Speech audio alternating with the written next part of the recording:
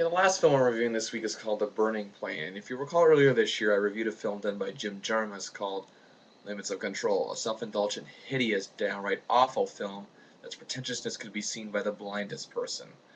Well, this film isn't quite as bad as Limits of Control. It's still quite bad, and quite self-indulgent on the part of Guillermo Arriaga, as we get intertwining timelines, locations that happen every which way. You don't know what the heck is going on, and it's really just makes you want to bang your head.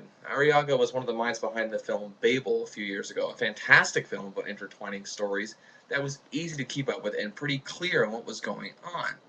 This film doesn't even have that for a second. In the plot lines that this movie is trying to tell, it's not necessary to stretch out the stories over what I think is like 20 years or whatever. And it really doesn't even create a setting or of time or what decade they might be in at any point in this film. Arriaga is trying way too hard here and letting way too many little things go by, and he's just trying to be a genius, but he comes off more like a dummy.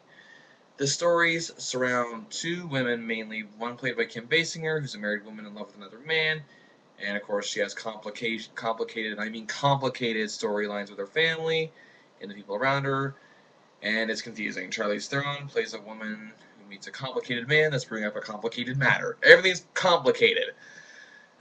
Anyway, this film made absolutely no sense. These two Oscar winners are the film's only saving grace. They did the best they could, and I said this for Limits of Control. Crap art is still crap, okay? No matter how you put it. I know anybody could take a dump, wrap it in tinfoil, and call it art, but at the end of the day, it's still crap. And I'm saying that for this movie as well. Don't even try to make sense of this, because something tells me Arriaga couldn't make sense of this even if you asked him. I don't know what is with these movies. Why, why are indie films trying so hard these days sometimes to just try to be something brilliant? Why not just try to make a good film that ends up being brilliant, okay? Really? I mean, just for people like Tarantino, it comes naturally, okay? I mean, if Inglorious Bastards was in the hands of another, like someone like Jim Jarmusch, could probably suck. Like I'm telling you that right now. I've only liked maybe one of Jim Jarmusch's movies, and Arriaga's done well with other movies, also including like 21 Grams, in addition to Babel.